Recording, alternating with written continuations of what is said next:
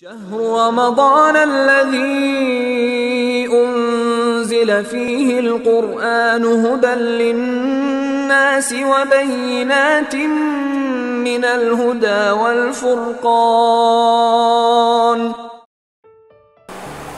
Bismillahirrahmanirrahim.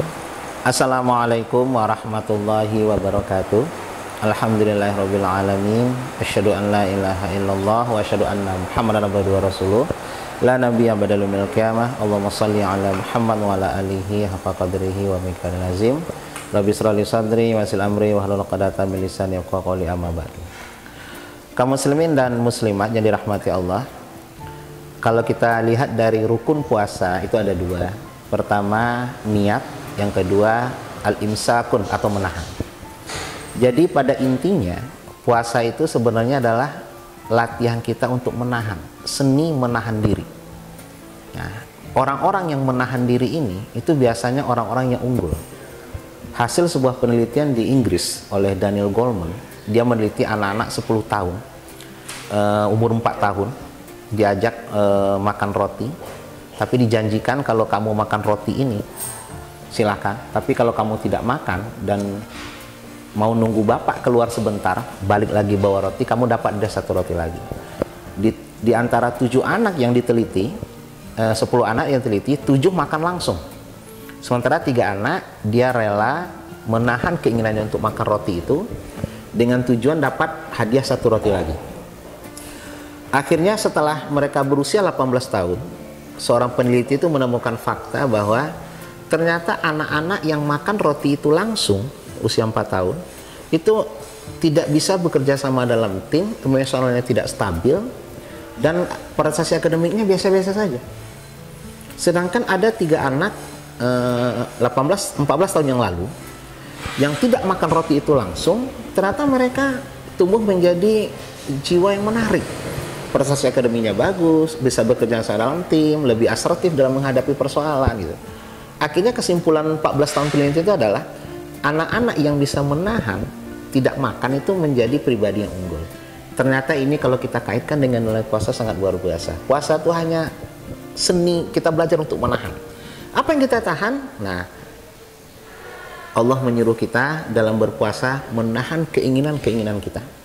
Ternyata luar biasa teori yang diajak oleh puasa. Yang halal bisa kita tahan, seharusnya yang haram lebih bisa kita tahan. Ketika berpuasa mulai dari subuh sampai maghrib, kita punya beras di rumah, kita punya mie di rumah gitu. Itu kan halal, orang kita cari sendiri kok. Itu gaji kita karena kita bekerja, kita bisa makan langsung, kita bisa minum langsung kok ya. Tapi kenapa kita bisa tahan? Nah, itulah seni menahan. Yang halal bisa kita tahan, seharusnya yang haram lebih bisa kita tahan. Jadi setelah Ramadan kita nggak akan berani lagi korupsi. Sebab yang halal aja sudah bisa kita tahan, seharusnya yang haram lebih bisa kita tahan. Walaupun godaannya yang haram itu luar biasa. Makanya dengan puasa ini Allah memulai kalimatnya dengan ya ayyuhallazina amanu, wahai orang-orang beriman. Nah, kita punya keinginan nun sewu yang sudah berumah tangga, nah, perlu kita ingatkan juga, istri kita halal kok buat kita. Orang kita nikah dengan secara syar'i, ada ijab qabulnya, istri kita halal. Boleh kok kita berhubungan kapanpun dengan istri kita.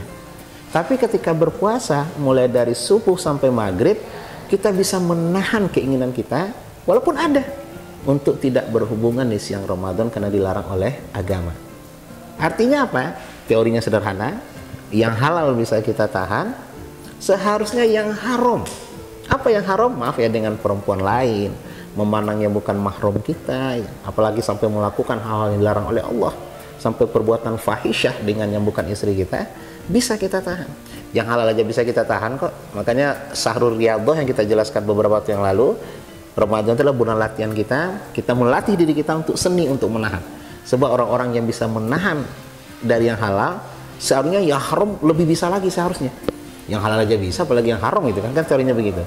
Tapi di kehidupan nanti, syaitan tidak akan pernah mendiamkan kita, karena dengan kekuatan mereka dan izin Allah, mereka terus menggoda kita untuk melakukan yang haram.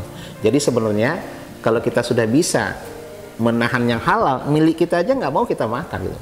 Seharusnya korupsi, suap menyuap ya, proyek, main proyek segala macam, kita nggak akan berani. Sebab itu sudah dilarang oleh Allah. Nah, inilah konteksnya puasa. Seni kita untuk menahan, artinya yang halal bisa kita tahan, seharusnya yang haram lebih bisa kita tahan, karena itu memang dilarang oleh agama. Nah, inilah syahrul Ramadan, syahrul latihan. Mari kita latih diri kita terhadap keinginan-keinginan duniawi.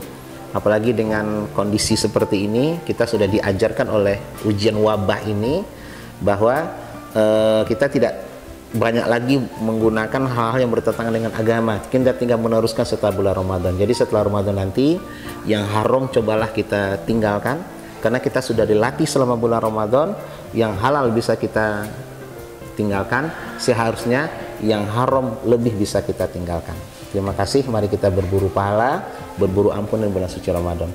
Subhanakallahumma bihamdika, asyhadu an la ilaha illa anta, astaghfiruka wa atubu ilaik. Assalamualaikum warahmatullahi wabarakatuh.